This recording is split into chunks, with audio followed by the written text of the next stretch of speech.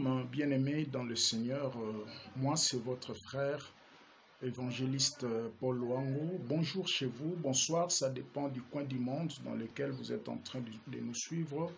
J'aimerais un peu que nous puissions prendre un moment, réfléchir avec nous sur ce grand voyage de la culpabilité au réveil, passant bien sûr par les sommets spirituels et l'apostasie. Alors, voyant tout ce qui se passe, vu tout ce qui se passe, plutôt, excusez-moi, dans tout ce qui se passe actuellement au travers le monde, je pense que ceux qui sont avertis par Dieu, le Saint-Esprit ne manque à les souffler de temps en temps quelque chose qui pouvait bien partager au peuple du Seigneur. J'aimerais que nous puissions partir d'un texte biblique dans le livre des Proverbes, chapitre 4, au verset 23e. Garde ton cœur plus que toute chose, car de lui jaillit les sources de la vie.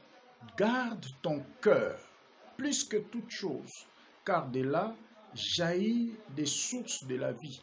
Celui qui nous écrit ce texte, c'est Salomon. Salomon, c'était le fils de David, un homme qui a connu les hauts et les bas avec le Seigneur, et un homme qui a vécu beaucoup d'expériences avec Dieu, alors qu'il voulait quitter la terre des vivants.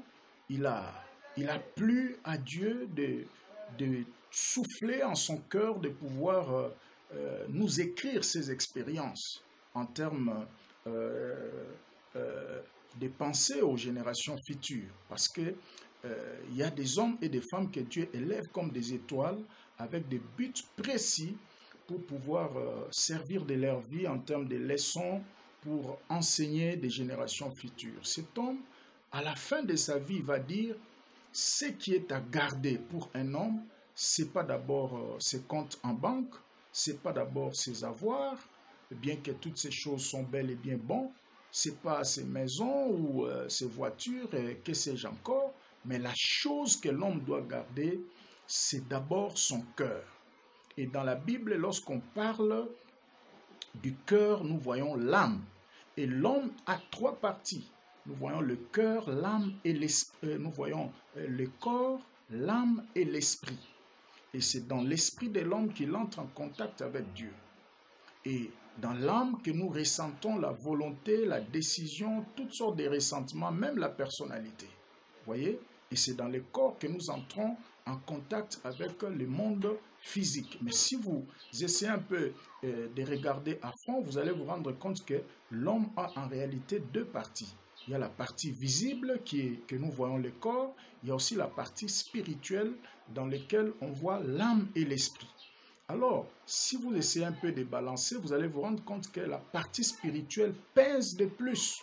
Alors, voyez, si déjà dans l'âme de l'homme, il y a des problèmes liés à la culpabilité, liés aux blessures intérieures et consorts, ça va affecter tout de suite son esprit.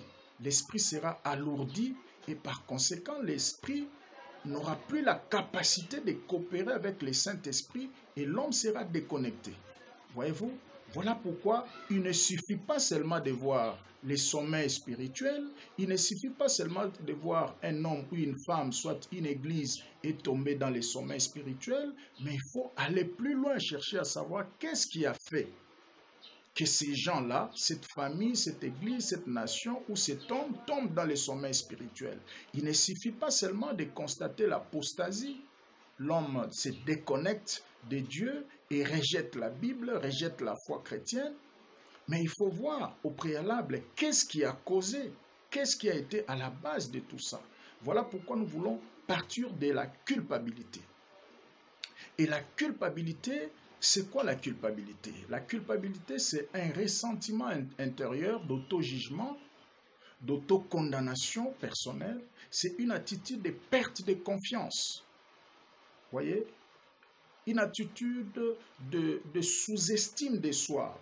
Parce qu'on a commis une erreur, on a commis une faute, on a commis un péché, et on se proclame seul son jugement, et ça sème la doute, la peur, la honte et certaines hésitations dans le cœur de l'homme.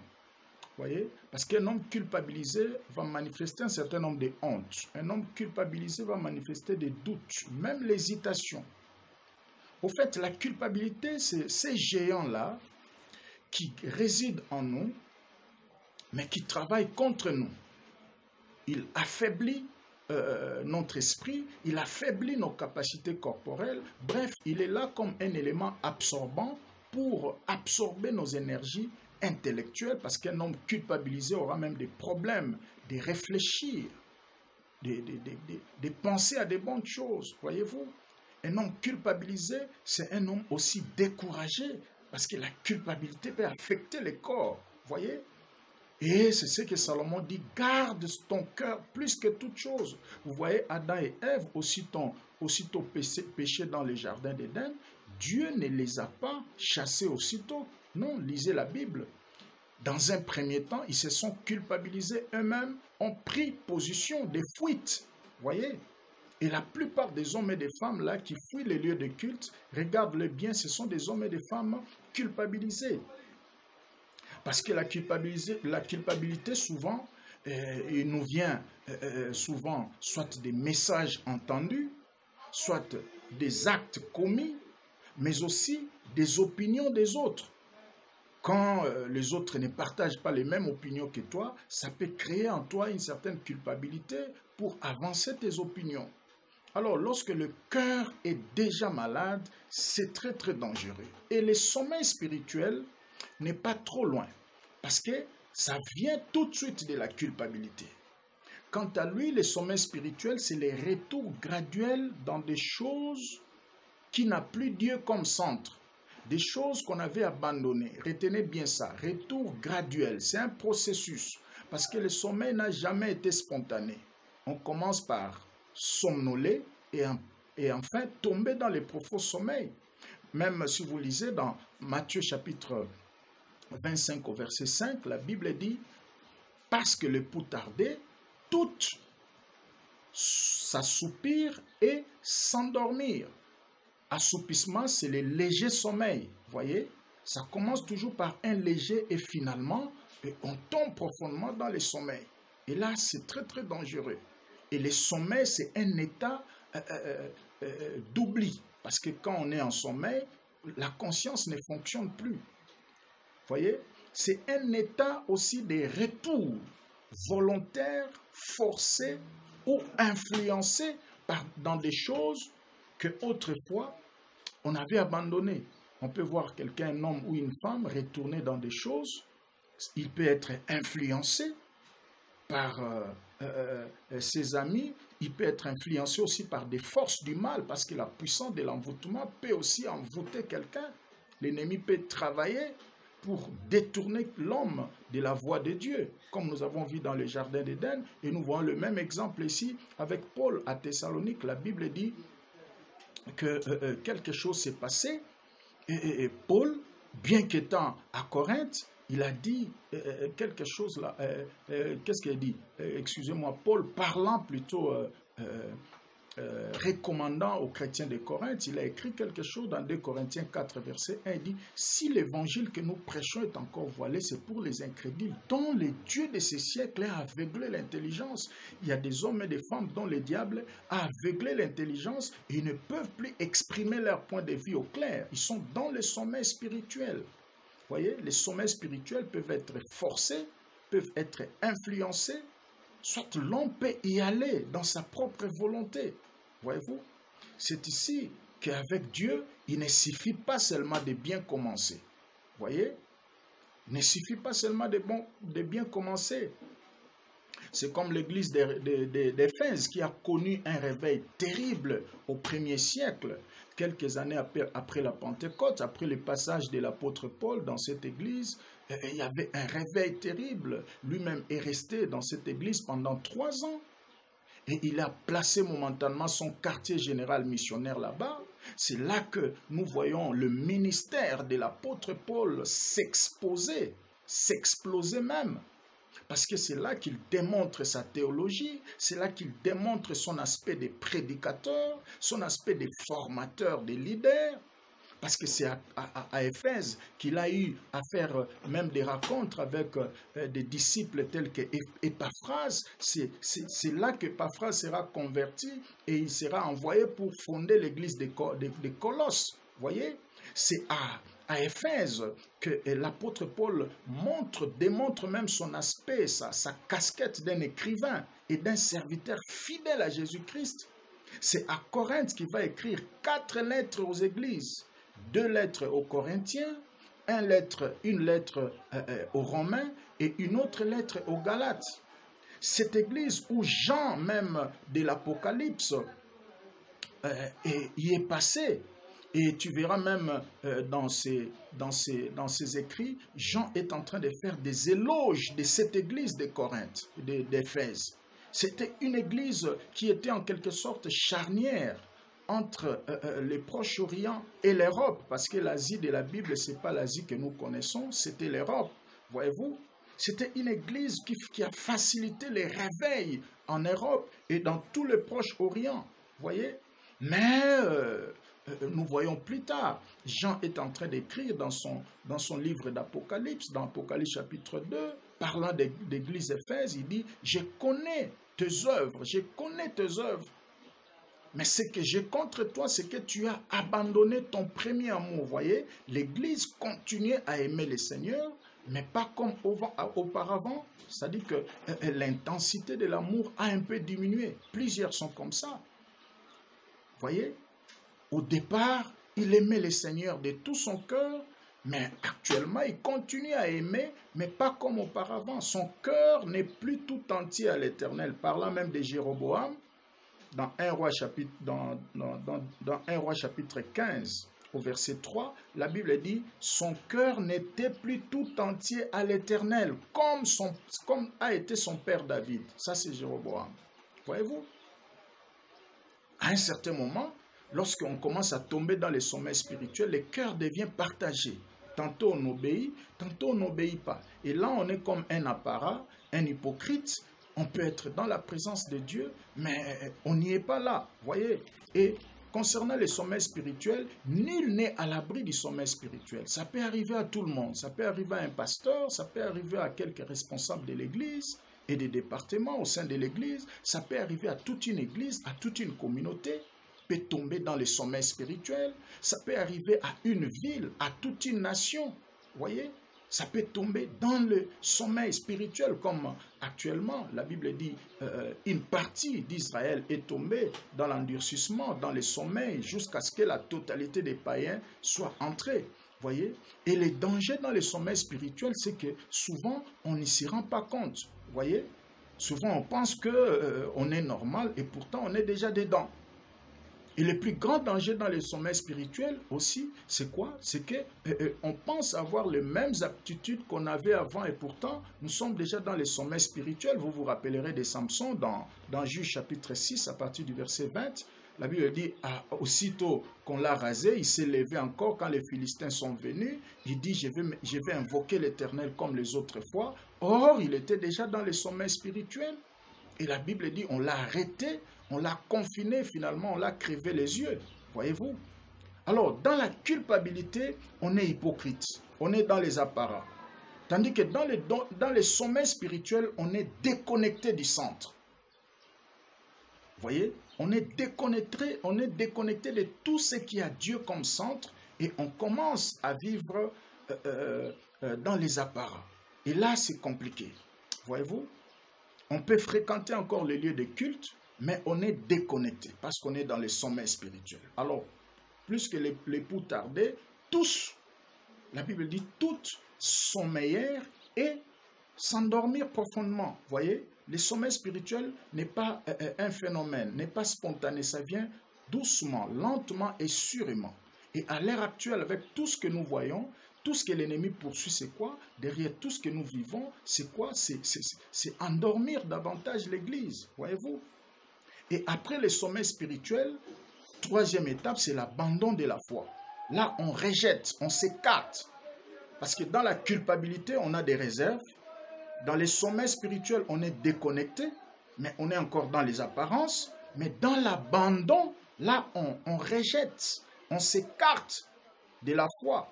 Et il faut au préalable que l'apostasie arrive, comme l'apôtre parlait aux chrétiens de Thessalonique dans son deuxième épître aux Thessaloniciens, chapitre 2, à partir du verset 3. Il dit que personne ne vous séduise d'aucune manière, car il faut que l'apostasie arrive au préalable. L'apostasie, c'est l'abandon de la foi. Vous voyez? On abandonne la foi, on n'a plus d'espérance à Dieu, on lâche la doctrine, on change complètement de camp. Et Paul parle même des naufrages et perte des bonnes consciences. Parmi ses disciples, il y avait Hymen et Alexandre, les forgerons. Dans 1 Timothée chapitre 1, il dit à son fils, garde bien la foi et la bonne conscience que certains ont perdue. Et ils ont fait naufrage par rapport à la foi. Alors tout commence par la culpabilité et après, vous passez à l'étape du sommeil spirituel et finalement, c'est l'abandon. Là, on craque. Vous voyez, on craque. Parce que jusque-là, on était encore hypocrite, on s'est réservé. Mais quand on tombe dans l'apostasie, on craque. C'est exactement ce que Paul dit. Démas m'a abandonné, voyez-vous, pour l'amour des siècles présents. Voyez, Démas a changé de camp, a changé de gouvernement. Voyez, au départ, il s'est caché, enfin, il se laisse découvrir. Voyez, ah là, c'est très très important parce que quand déjà ça va très mal, vous allez dans le sommeil spirituel, vous allez rester dans les apparats, dans l'hypocrisie, un tas de trucs. Dieu peut encore, dans son amour, vous avertir de plusieurs manières. On relate l'histoire d'un pasteur qui était allé quelque part. Il s'est dit, bon, je vais aller à Kinkole parce que j'ai longtemps bu un peu de la bière. Je vais aller me galvaniser un peu là-bas. Alors, il est allé dans un bistrot un peu isolé là. Et il a commandé un peu de la bière et un peu de l'alcool. Et malheureusement pour lui, la sœur qui l'a servi, c'était une sœur qui était dans l'une des églises dont il est passé pour prêcher. Et le pasteur qui va commander dit « Amène-moi Kuka ». Kuka, c'est une bière là angolaise. « Amène-moi Kuka ». Et quand la sœur va dire pasteur, j'amène Kuka, il dit « Non, je n'ai pas dit Kuka, amène-moi Coca ». Voyez? Alors, quand ce que tu fais là, peut-être ça se fait en cachette, mais parce que tu es dans le sommeil spirituel, Dieu peut encore te cacher pendant un temps, mais sache que y a quelqu'un qui te regarde. Un jour, tu seras humilié si tu n'arrêtes pas. Parce qu'actuellement, comme chez nous en RDC, et quand on publie certaines images, les autres disent, bon, c'est un montage ou qu'on sort. Mais quand tu le fais, tu ne te rends pas compte que c'est mauvais parce que tu es dans le sommeil spirituel et quand quelqu'un va te publier, tu dis que c'est un montage. Ça, c'est vraiment bizarre. Alors, le mystère de l'iniquité agit déjà. Le mystère de l'iniquité que parlait l'apôtre Paul aux Thessaloniciens, dans 2 Thessaloniciens, chapitre 2, il dit le mystère agit déjà. Parce que le mystère de l'iniquité, c'est cette stratégie montée par les Sheol, par l'enfer, pour déconnecter le monde des principes établis par Dieu pour réguler plusieurs domaines de la vie. Vous voyez, le mystère de l'iniquité souffle quelque chose, une chose en quelque sorte comme l'envoûtement dans plusieurs domaines de la vie pour refroidir le peuple, pour éteindre si possible toutes les lampes de la parole de Dieu, pour massacrer les vérités qui sont défendues par l'Évangile. Vous voyez, premièrement sur le plan politique, le mystère de l'iniquité travaille déjà avec les dirigeants. C'est ainsi que même dans un de mes posts sur Facebook, j'avais mentionné qu'à l'heure actuelle, l'Église ne peut plus rien attendre aux dirigeants de ce monde, aux dirigeants de la planète, parce que le monde s'achemine tout droit vers la globalisation. Vous voyez, avec tout ce qui se passe, on prépare une voie d'entrée au dictateur planétaire que la Bible mentionne, l'homme du péché, le fils de la perdition. Vous voyez? Comment est-ce que le mystère de l'iniquité travaille sur le plan politique? Par des arrêts, par des ordonnances qui violent les lois de Dieu, qui assassinent les principes divins. C'est ce que nous voyons ici, l'homosexualité est autorisé dans dans presque 85-90% des pays de l'Union européenne. Aux États-Unis, n'en parlons pas. À l'Est, là-bas en Asie, n'en parlons pas. Même ici, chez nous en Afrique. Vous voyez? Et on a infiltré leurs agents partout dans toutes les couches de la politique pour recruter les nouveaux adeptes afin de les influencer davantage.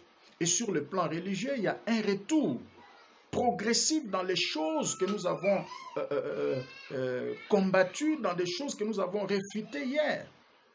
Quand nous voyons tout ce qui se passe dans la génération actuelle, on s'est dit qu'ils sont en train de cracher même sur la mémoire de Luther et ses compagnons. Luther qui est le père du protestantisme, parce qu'il y a des choses qu'on avait refusées la fois passée, dont on est en train d'y retourner progressivement au nom soit de la maturité chrétienne, au nom des études bibliques ou théologiques qu'on a fait. On s'est dit souvent, oh non, à ce temps-là, on refusait ces choses-là parce qu'on n'était pas encore mature dans les choses de Dieu, on n'avait pas encore étudié la théologie, mais maintenant, parce qu'on a étudié, nous devenons matures, on doit y retourner. Or, en réalité, c'est le plan de l'ennemi.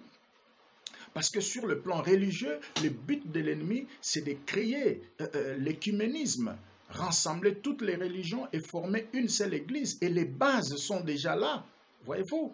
Avec les déclarations de François, vous allez remarquer que depuis l'arrivée du pape François, les lignes rouges ont été bougées considérablement, voyez-vous. Et les réunions secrètes se font chaque jour alors qu'on nous distrait avec Covid-19, avec le confinement, mais les choses sérieuses se font et avec beaucoup de vitesse. Parce qu'il a promis, c'était au mois de mai, maintenant avec cette histoire de Covid, c'est reporté pour le mois d'octobre. Il a dit qu'il va activer le nouvel ordre mondial sur le plan éducatif. Et là, ce ne sont que des mascarades. En réalité, ce sera le nouvel ordre mondial sur le plan religieux, rassembler toutes les églises. Et là, qu'est-ce qu'ils font? Ils sont en train d'infiltrer leurs agents de l'enfer, leurs agents sataniques, parmi les évangéliques, parmi les protestants, ainsi de suite, pour alimenter les déviations doctrinales, afin de faire voir à tout le monde que voilà, tout le monde a déjà accepté les mariages des homosexuels, des lesbiennes, la bestialité et consorts. Or, c'est faux, voyez-vous. Les mystères de l'iniquité agissent déjà. Et sur le plan économique, nous voyons presque tous les présidents africains, ce sont des francs-maçons. Or, dans la franc-maçonnerie, il y a un principe. Ça dit quoi? Il faut enrichir les dirigeants au détriment du peuple. C'est ainsi que vous verrez, tous les présidents-là, ils viennent, d'abord ils passent au pouvoir par volonté de leur chef franc-maçon, parce que toutes ces élections dans les pays en développement ne sont que des mascarades, voyez-vous. En réalité, ils sont choisis par leur chef et on les impose là-bas. Et qu'est-ce qu'on leur dit? On va plus promouvoir la vie des dirigeants au détriment du peuple. Et qu'est-ce qu'on va faire? On va distraire le peuple avec des travaux sots, des travaux inutiles qui ne rapportent rien partout dans la République. Et finalement, on s'enrichit sur le dos de ce peuple. Et là, c'est malheureux. Et sur le plan économique, bientôt, l'argent liquide va perdre sa valeur. Tout le monde va entrer dans les systèmes électroniques, que vous le vouliez ou pas. Alors, l'heure est grave. Et sur le plan de la médecine, il y a beaucoup de déviations aujourd'hui. On a voté des lois pour encourager l'avortement. On a voté même des lois pour encourager cette pratique ici. On prend la sémence d'un homme, on les place sous les frigos. Et puis, on peut l'associer avec une autre femme. S'il y a des couples qui cherchent des enfants, vous pouvez aller là-bas, on vous donne une sémence et puis on injecte sur la femme. Et tout ça, ce sont des choses qui énervent les Écritures et qui massacrent les principes divins que Dieu a donnés par rapport au mariage, par rapport à la famille. Voyez-vous, il y a des gens qui aillent acheter des spermatozoïdes, comme ça, et pour injecter aux femmes et finalement pour avoir des enfants. Ça assassine les lois de Dieu et c'est très très dangereux, même sur le plan scientifique. À l'époque, quand on a étudié ici à l'université de Kinshasa, il y avait des choses qui se cachaient, mais actuellement, rien ne se cache. Même tous ces professeurs-là sont des francs-maçons, des satanistes, ils sont en train de recruter des étudiants brillants. L'heure est grave, voyez-vous. Alors, bien-aimés dans le Seigneur, de la culpabilité au réveil. La culpabilité change les comportements de l'homme.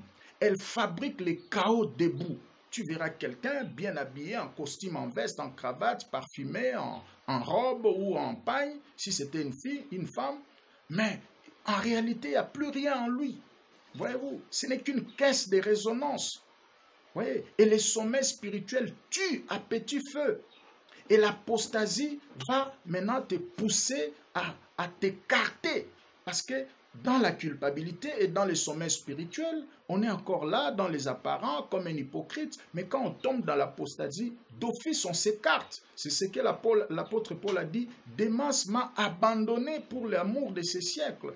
Voyez-vous, les frères Démas qu'on savait dans les choses de Dieu, on pouvait facilement ouvrir sa télévision et on voit Démas en train de danser sur la piste et un musicien mondain est en train de chanter et on crie « Démas, mon abunde serre ». Et tout le monde regarde et dit « Ah, mais c'est Démas, nous l'avions connu comme pasteur, comme serviteur, comme un serviteur fervent. Qu'est-ce qu'il est devenu ?» C'est pas lui, c'est l'apostasie.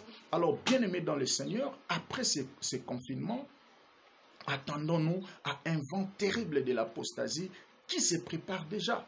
Voyez, qui se prépare. Et le monde s'achemine vers un chaos global, une unité planétaire, une religion unique, une monnaie unique et un seul président qui est le dictateur planétaire, l'antichrist, l'homme du péché. Heureusement pour l'Église, il ne va pas vivre son avènement, mais son avènement s'annonce déjà. Voilà pourquoi, voyant ces dangers, comme le Seigneur lui-même a dit, il viendra comme un voleur. C'est une expression qui veut dire tout simplement que sa venue, il ne va pas avertir. Dans sa venue, il viendra à l'heure où on l'attendait moins. Mais du moins, ceux qui sont avertis, ils sont en train de lire les signes et ils se préparent. Aujourd'hui, certaines personnes découvrent que les mêmes statistiques qu'on est en train de nous montrer ici concernant Covid-19, ce sont des mensonges et ça devient un simple business. Alors, bien-aimés, ne soyez pas étonnés parce qu'au départ, on nous a dit déjà que c'était une business. Alors, quand vous découvrez, comprenez l'affaire, voyez-vous. Et ça commence à énerver maintenant. Et les gens se rendent compte qu'on les a volé leur liberté et on joue maintenant avec leur liberté au profit des mensonges et des choses qui ne tiennent pas debout. Et toutes ces choses-là sont en train de préparer un moment de révolte terrible. Voyez-vous? Parce qu'aujourd'hui, on nous fait croire que le Covid-19 est plus dangereux que toute autre maladie qu'on a connue jusqu'ici. On va même plus loin pour nous faire voir que le Covid-19 est plus dangereux que le terrorisme de Al-Qaïda. Voyez? Et vous savez que l'ennemi fait asseoir son pouvoir dans la peur et dans la terreur. Voyez-vous? Alors, bien-aimés dans le Seigneur, l'heure est grave. Les dirigeants de la planète se sont rendus compte qu'ils ont échoué avec la méthode de terrorisme. Maintenant, il faut avancer avec les épidémies. Voyez? Et les réveils, c'est la prise de conscience. Maintenant, l'heure est grave, l'heure est au réveil. Et les réveils ne peuvent venir que s'il n'y a pas la prise de conscience. Parce que les réveils, c'est maintenant les retours au centre, les retours aux choses dont Dieu est le centre. Et aucun réveil ne se fait sans prix à payer. Voyez? Sans prix à payer. Après la Pentecôte, immédiatement, il y a eu un peu un sommeil spirituel. Les disciples pensaient que les choses allaient rester comme ça. Mais Dieu a promis à booster les réveils par les fouets. Et je pense que, parce que la sémence du départ doit être égale à la sémence de la fin, attendons-nous au fouet pour nous booster au réveil. Voyez-vous? Et ne pensez plus que nous aurons à prêcher dans la facilité comme c'était avant. Ça, il faut oublier. Il faut oublier ce qu'on faisait, la méthodologie de l'an 2019, 18, jusqu'à tous ces temps-là. Non. Voyez, même au premier siècle, la propagation de l'évangile n'a jamais été facile. L'évangile s'est répandu en vertu de la puissance du Saint-Esprit, mais sous la persécution, sous les martyrs. Il y avait même des gens qui étaient morts à l'époque. Il y a d'autres même sous l'empereur romain. On les a coupés des langues. C'était terrible, mon frère. Alors, les réveils du temps de la fin, comme au premier siècle, ça va se passer de la même manière. Voyez? Parce que tout le monde commence à se rendre compte maintenant qu'on nous a volé notre liberté, tout, on doit sortir, on doit sortir, on doit... Et à un certain moment, or, eux, ils pensent nous déconfiner en gardant cette attitude de peur. Non, il ne faut pas aller vite, le virus est encore là, ça continue à circuler, tout, un tas de trucs. Alors les gens vont s'en foutre de ces choses et les autorités vont se fâcher et ça sera une guerre terrible. Alors préparons-nous. L'air n'est plus dans l'évangile des 4000. Voyez-vous? Préparons-nous suffisamment. Parce que avec tout ce que nous voyons, ça nous montre clairement que l'air n'est plus à l'évangile des 4000. Il faut nous préparer à apporter l'évangile dans les rues, dans les marchés, dans les hôpitaux, dans les bus, dans les villes et même dans les villages. Parce que la statistique nous prouve déjà que depuis 7 ans de confinement, les gens ont tellement créé des plateformes évangéliques dans les réseaux sociaux, mais cela ne suffit pas parce que les réseaux sociaux leur appartiennent. Laissez-moi vous informer même qu'ils sont capables de nous bloquer à tout moment. Voyez-vous? Et laissez-moi aussi vous informer que dans les jours qui viennent, tous les vidéos sensibles, tous les messages sensibles sur les réseaux sociaux seront supprimés. Donc ce n'est pas un bon endroit pour évangéliser. Actuellement, nous devons penser à l'évangile, au système que nous avons abandonné, le système du premier siècle, des porte à porte, des contacts personnels. C'est le système qu'il faut promouvoir. Il faut chercher des frères, et alimenter des gagneurs d'âme avec des lance-voix. Vous voyez, parler de Jésus à n'importe quelle circonstance, acheter des baffles amplifiés avec des micros là et gagner, aller se pointer dans des coins des rues, des croisements des routes, en train d'évangéliser, bien que la persécution, on va arrêter les gens, on va empêcher aux gens et un tas de trucs, mais il faut le faire, il faut le booster. Parce que pas de réveil sans prise de conscience, sans repentance, sans prière, sans martyrs. Voyez-vous, les Luthers ont apporté les réveils au 15e siècle. Vous connaissez l'histoire. Ils sont morts martyrs, on les a tués. Et c'est la même histoire qui va se répéter. Aujourd'hui, on a plus de parleurs, on a plus de dénonciateurs, on a plus des accusateurs. Mais on n'a pas d'intercesseur, pas de réveil, sans intercession. Voyez-vous, la Bible dit, Jésus leur donna cette parabole pour leur montrer qu'il faut toujours prier et ne jamais se décourager. Voyez-vous, la prière doit trouver sa place maintenant. Actuellement, dans cette église du temps de la fin, Dieu n'a pas besoin seulement des parleurs. Dieu n'a pas besoin seulement des hommes et des femmes qui annoncent l'évangile, mais aussi des hommes et des femmes porteurs des fardeaux. Aujourd'hui, nous remarquons, plus il y a beaucoup de parleurs, beaucoup de prophètes, parce que le prophète, c'est quelqu'un qui prend les desseins de Dieu, les plans de Dieu, les programmes de Dieu, il annonce au peuple. Voyez-vous? Mais Dieu n'a pas seulement besoin des prophètes qui révèlent les plans de Dieu par rapport au temps, mais Dieu a besoin aussi des porteurs des fardeaux, des sacrificateurs. Voyez? Des constructeurs des ponts. Parce qu'un sacrificateur dans l'original, c'est un constructeur, un bâtisseur des ponts. Quelqu'un qui rassemble, quelqu'un qui peut prendre les non-atteints, les gens qui ne connaissent pas Dieu, il les ramène au Seigneur. Voyez-vous? Dieu est en train de chercher des porteurs de fardeaux, des intercesseurs, voyez, qui peuvent intercéder pour les nations, intercéder pour les âmes perdues, intercéder pour des familles qui se déchirent. Voyez-vous? Alors, Paul était caillassé dans d'autres villes, chassé, comme à Thessalonique, il a été chassé, il n'en avait prêché que 3 semaines. Mais il a été chassé là-bas, mais il a laissé des empreintes. Il va envoyer plus tard Timothée pour voir comment est-ce que les choses ont marché, mais l'Église est restée. Voyez, en ces temps de la fin, mon frère, ma soeur, de la culpabilité au réveil. C'est un long voyage où plusieurs se disqualifient, mais d'autres y arrivent. Si tu as eu la grâce de nous suivre au travers de ces messages, c'est que Dieu t'a sélectionné parmi ceux-là qui vont y arriver. Voyez-vous? de la culpabilité au réveil, passant par les sommets spirituels et l'abandon de la foi. Bien-aimé dans le Seigneur, toi qui restais encore loin du Seigneur, l'heure est grave. Le Seigneur revient bientôt, comme nous avions appris dans les Écritures, mais laissez-moi vous dire que le Seigneur revient maintenant. Avec tout ce que nous voyons, l'heure est grave. L'heure n'est plus à l'aventure. Si tu te sens culpabilisé, présente tes culpabilités à Dieu, demande pardon à Dieu et accepte le pardon à Dieu et pardonne-toi toi-même. Tu auras la délivrance. Si tu étais dans les sommets spirituels, réveille-toi parce que l'heure est grave. Les sommets spirituels te tuent. Les sommets spirituels te distraient. Voyez? Alors, si tu as abandonné Jésus, tu t'es déconnecté, tu t'es complètement isolé, tu t'es détaché, tu as jeté la Bible, rentre à Dieu. Et le retour à Dieu, c'est ça ce que nous appelons le réveil. Alors, bien-aimés dans le Seigneur, ne pensez plus que nous allons exercer nos ministères comme ça a été avant. Non, nous allons vivre maintenant les réalités du premier siècle. L'évangile ne s'est jamais propagé dans la paix, jamais. C'est toujours dans la persécution. La persécution, c'est toute oppression, toute souffrance que nous endurons à cause de l'évangile.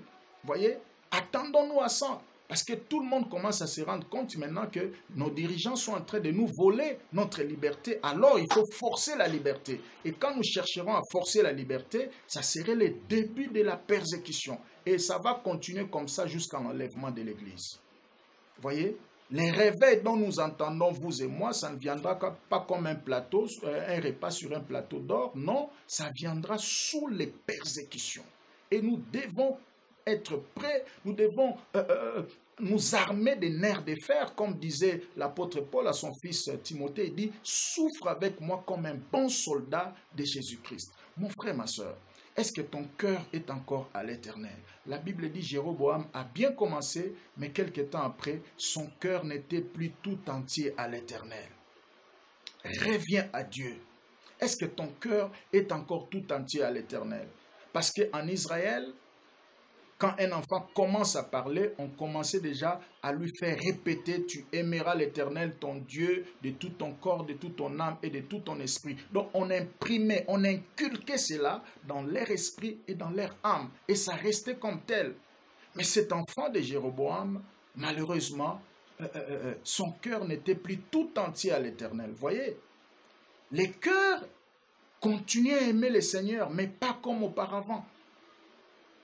Peut-être ça peut être ton cas aujourd'hui. Tu étais dans les choses de Dieu, mais actuellement, tu n'es plus vraiment dedans. Alors l'heure est grave, mon frère.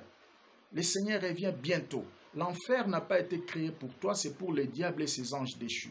Toi, tu es destiné au paradis. Tu es destiné au salut éternel.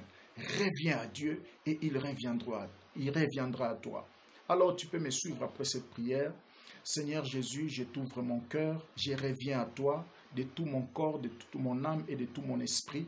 Prends le contrôle de ma vie, relève-moi encore, je vais marcher en nouveauté de vie avec toi. Merci d'avoir accepté de m'accompagner. Merci pour l'esprit de réveil que tu me donnes au nom de Jésus-Christ. Amen. Que Dieu te bénisse, que Dieu te fortifie. Si nous pouvons vous aider pour ça, vous pouvez nous appeler sur ce numéro, plus 243 89 79 79 235. Vous appelez, vous allez tomber directement sur nous. Nous pouvons vous aider pour votre encadrement spirituel. Que Dieu vous bénisse abondamment et bonne soirée chez vous et que votre famille soit couverte d'une grâce. Amen.